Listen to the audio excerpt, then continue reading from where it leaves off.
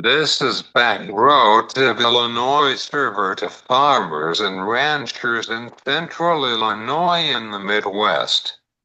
I am Cesar Delgado, E15 year-round, which was not passing through Congress in Washington, D.C. again.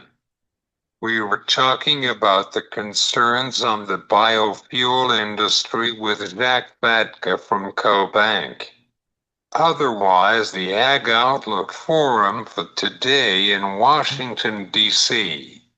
And the corn markets is lower right now with the fundamentals of the corn yield. We were talking about it with Duwanye Busse, Bolt Markting. This is Back Roads of Illinois server to farmers and ranchers in central Illinois in the Midwest.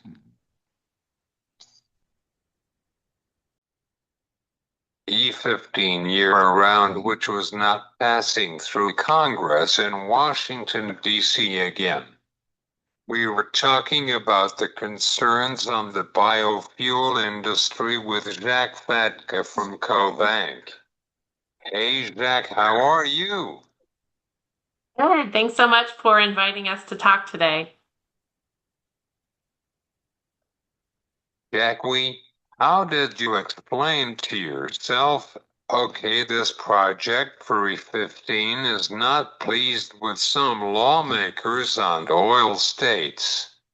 However, what is the importance for handling of the biofuel? B15 is something that Congress is needing to take action on. Most of the ethanol that is blended around the country is up to 10% ethanol, which the EPA allows for that 10% level. But for them to be able to, or for EPA to allow any states to be able to blend these higher levels, they have to provide a waiver or be able to actually have legislation that allows for a waiver, a permanent waiver to allow for E15 blending. And, when we look back in 2024, we were really close to being able to have E15 included in end of the year spending bill. And then at the last minute, it was taken out. And again, in 2025, as we closed out the year and we're finishing up on those spending bills, very, very close to get that included in a final bill to cross the finish line, and then at the last minute it was pulled out. Part of that is because of the small refiners and some of the other oil industries who don't want to have these higher ethanol blends being able to be utilized. And we were supposed to have some sort of potential agreement on how we might be able to get that into some future legislation or cross the finish line on February 15th. We're now a couple days past that. Still some outstanding concerns, and there's a question of whether this again is going to get held up because of a few smaller refineries, mid-sized refineries who are opposed to just the overall RFS and the higher inclusion of ethanol in the overall gasoline supply. A lot of people see E15 as an opportunity to increase the use of blending of ethanol that can also further support U.S. farmers. But we're back to the stalemate that we've had many years in just this pitting against farmers and oil refineries, but particularly here, these small refineries. Do you have any high hopes for this year with passing of the legislation on E15 in Washington, D.C.? I think the fact that we don't have some sort of agreement that came out this week, and we also know as we head into an election year, that makes it more difficult for anything to get across the finish line. So just being able to have any vehicle, any legislative vehicle to get approved in an election year is always difficult. That's why a lot of times we would see it as a potential in a spending bill, because spending bills are supposed to be passed each year to be able to just have the appropriations packages passed. And so sometimes you'll see these bills included. So I would say the probability is decreasing day by day without something. I know we also have heard some discussions about a farm bill, and the House is going to be debating a farm bill here soon. But that also, this E15 is not supposed to be included, is not likely to be included in any farm bill that may or may not also try to find a vehicle to get approval in Capitol Hill. We know that there is a lot of partisan politics, just regardless of the issue that is impacting every bill that's trying to get across the finish line. And so it's no surprise that E15 is facing that same headwind of troubles of being able to get a path across the finish line. Of course. Wait and see. We can do. I hope it's going to be passing for our farmers. Economy without a farm bill if there is not a farm bill. Well, some of the changes in the Farm Bill that would normally create that safety net in the Title I commodity programs were made in the One Big Beautiful Bill. So we did see an increase in the ARC and PLC payments last year. Now those payments will be paid out in 2026, later this year. So any losses that were made in 2025 won't be paid out until October of this year. So there's a little bit of a lag on that. We've also saw some bridge payments from USDA that will be coming at the end of the month here, at the end of February, in producers' bank accounts for those farmer bridge payments. So the Farm Bill, there are still some components of the Farm Bill that are very important for farmers, but some of those changes have already been made in the One Big Beautiful Bill. We just have yellow flag. I think we are cautiously watching to see what happens and how farmers do manage these lower prices and higher input cost. Also, to just the amount of land they own versus renting, and young farmers also are a little bit more capital. Farming in general is so capital intensive. It requires so much from everything from the machinery to the cost of the land to your inputs for fertilizer and seed. All those costs continue to increase. So how they manage those costs? Do they reduce applications? Do they make seeding rates change their seeding rates? There are some ways that you can try to manage some of these higher costs, but it may come at the expense of maybe not having as high of a yield. So we're going to see here in 2026 what changes producers do make that may be able to allow them to lose less money or stay in the green and stay positive.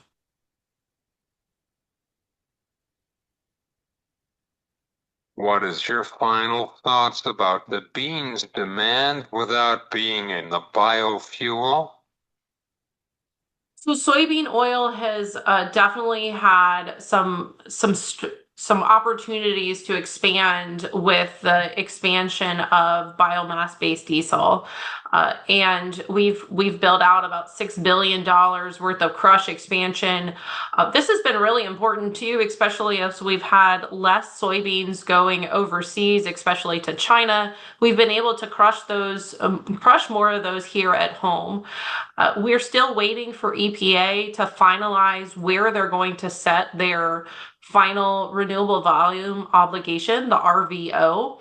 And another component of that that's really important is also whether we give a 50% renewable identification number reduction, a RIN reduction for any foreign feedstocks.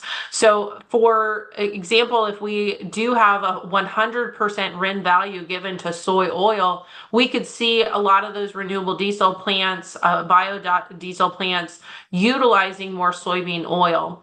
And that is part of the proposal that EPA had given last year. Whether they finalize that RVO with the 50% RIN reduction for foreign feedstocks will be really important. We could see that out from EPA here within the next month, likely by the end of March.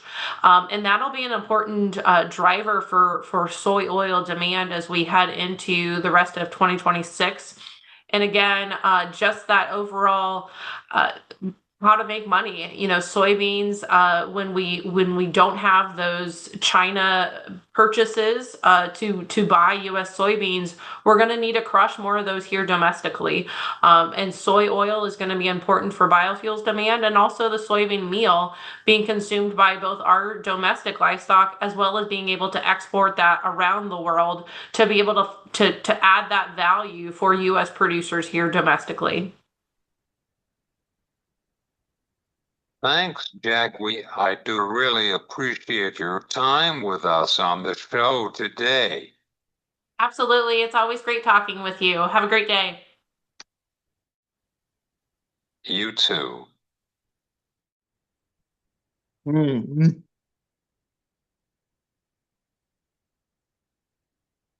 Ag Outlook Forum for today in Washington, D.C. And the corn markets is lower, but right now with the fundamentals of the corn yield. We were talking about it with Duwanye Busse from Bolt Markting. Hi, Duwanye. How are you? Hey, I'm doing well.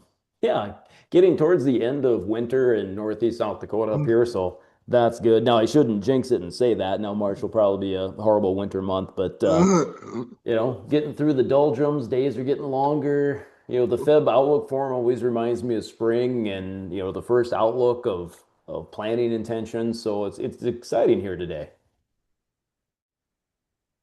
We are getting ready for this planting season. Yeah, we sure are. I got to admit, the on the farm, the shop, we never get as much done as we think during the winter and get everything prepared. It always seems to be a cluster at the end of getting things ready. But yeah, the equipment's getting cleaned up, and yeah, there's not a whole lot for us to do the planters this year. I think they should be somewhat okay, but I see a few new boxes out there, so I know the guys are planning on replacing a few things. So we'll get it all ready. We were really wet last year up here in Northeast South Dakota, so I'm kind of hoping for a drier spring so we can get in there, but we'll definitely have some potholes to go around this year.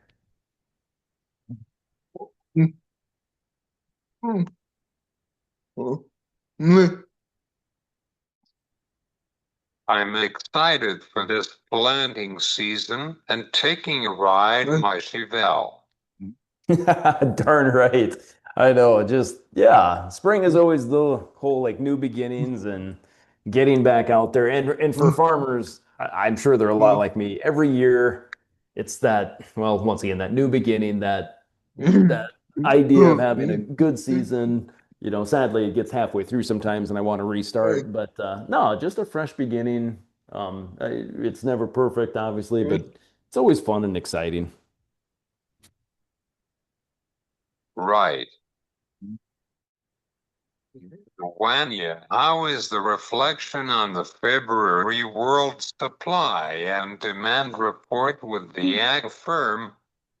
Yeah, it came out this morning, the numbers did. This report, the last few years, has gotten bigger and bigger. Like now we even have trade estimates that come out before. And and now that the numbers came out, I can tell you the estimates were a little bit below, or I guess the corn report was a little bit bullish compared to the estimates. What I mean by that is corn acres down 4.8 million from last year in this initial estimate this morning. And the trade estimate is more like a 3.8 million. So that's putting acres around 94 million. Yeah, harvested acres at 86, which that's a little bit negotiable, right? After the January report of what gets planted, what gets harvested. And you flow through the whole supply and demand table. I thought it was a little bit interesting that even though they've got less acres and the trend line yield of 183, production down almost 1.2 billion bushels. Remember the huge yield last year. So That's quite a decrease in production, but they also have demand down about 300 million bushels. And I don't know if demand will be down next year. Demand's solid, especially exports, right? But I get it. The record high, I guess if you're going to make an assumption now, you would assume something would come off record high. But with our low prices today, like you mentioned in the intro, like why would our export demand decrease? So they got demand down 300 million bushels as well. So the ending stock came in at 1.837 billion bushels. That's, I mean, that's plenty of corn, but it's not a big cushion. Start changing that yield a little bit with a weather scare, and we could have some fireworks in the corn market this year. So, especially if China or somebody like that would step in and buy some of our corn. So, yeah, so that's it on the corn market. If you don't mind, I'll keep rambling and talk a little bit about soybeans too. Of course, with the corn acreage lower than anticipated, the soybean acres came in just a little bit higher than anticipated, up 3.8 million acres from last year at 85 million. That supply and demand table had some shifts here and there. The real interesting one is always exports. USDA this morning came out with 1.7 billion for export demand. That's an increase of 125 million from the old crop. You well know the huge question there is China. Will they buy, are they going to buy the 8 million more old crop they said they're going to from us, or Trump said they're going to from us? With Brazil's crop size, I think it's going to be really difficult to have our exports strong. But even at the 1.7, that's moderately lower than like 3 or 4 years ago when Brazil didn't have a record crop size. So in the end, the soybean ending stock is 355 million bushels. I'm worried that's going to get higher in the end, but we will see. The numbers didn't scare the market today, one way or the other. After about an hour or two, I didn't really hear much talk about it. But they also didn't get the market so bearish, like, oh wow, we're doomed this year. There is potential for rallies in 2026. How is the corn yield for this morning? We have some big corn yield on January. Yeah, it is interesting. They went with just the trend line 183, but as you mentioned, last year we had the 186.5. Me personally, I think I'd put it at like a 184, which is interesting that we just assume over 180 bushels now. Well, remember last year was the first year we finally got over 180. That's been a barrier, a ceiling we haven't been able to break. But a lot of people, and I kind of agree that 186.5 we had, gosh, that could have been higher if it wasn't for the rust we had in Iowa, your home state of Illinois. We could have bumped up even higher. Genetics are just really good in like my area that they call the fringe states. Our yields have just increased dramatically over 10, 15, 20 years. So yeah, I'm going to be at the 184. But yeah, this morning they were at 183. But we all know a drought here or there, and you look at the updated drought monitor today, some pretty intense drought in eastern Illinois. If something like that happens, we drop it to 172, and oh man, you and I are talking about fireworks. So, so anything could happen yet. Wait and see for March planting intention report Duwanye. Yeah, so the next couple of weeks, farmers will be filling out the surveys for the March 31st planning intentions report. My guess is U.S. outlook form isn't far off, but I'm going to shift acres like maybe 1 million acre back on corn. I bet you we're around 95, maybe as bad as 96. Farmers just like to plant corn. But it will depend on price. It sure does for us up here anyway. Well, price and weather up here determine what we can plant. We got D's corn at 461 and a half today. Get that up to 475 where somebody can start making some more initial sales. I think you could see the corn acre bump up to that 96. But other than that, I think the outlook for them isn't way off here. How are the fundamentals on the cattle inventory? Because the cattle supply is lower since 1952. Yeah, that cattle inventory report we had at the beginning of the year was bullish.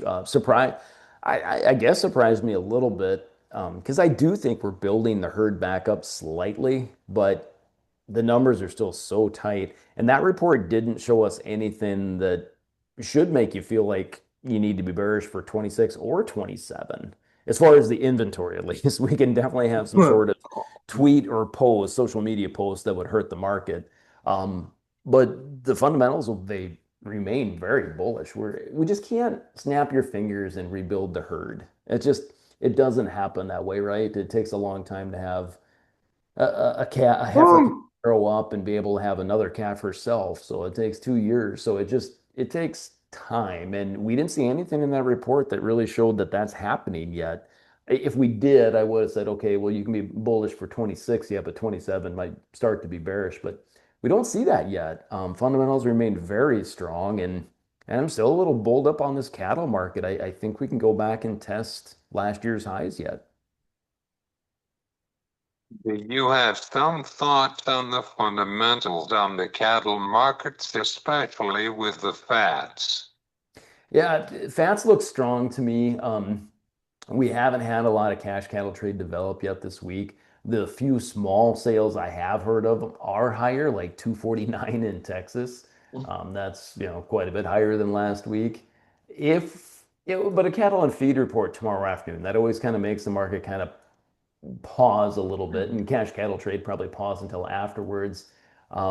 If we get cash cattle trade sharply higher Friday afternoon, like I believe we can, we should be able to poke through some tough resistance here at 244 and a half for cattle on the fat side. And then we'll look up at that gap we've got up there. And then obviously the all-time highs for that contract of that 250.90 area. You know, I I'm looking at it. I think we can get there. I think we've got the fundamental bullishness to get there. Once we get there, though, Caesar, or close to it, I am going to be really pushing our guys once again to do like LRP, buy put options, put a floor under this because, man, a screwworm gets found in the US, which I believe will happen sometime this year. That could be a negative effect, especially if the media runs with something like that, or opening up the borders, things like that. So I'm nervous. I think these prices, when we get up to those highs again, have to be protected. Do you have some final thoughts on the planting intention report? Yeah, it's just a fun time of year. And it'll be fun to see that moving forward.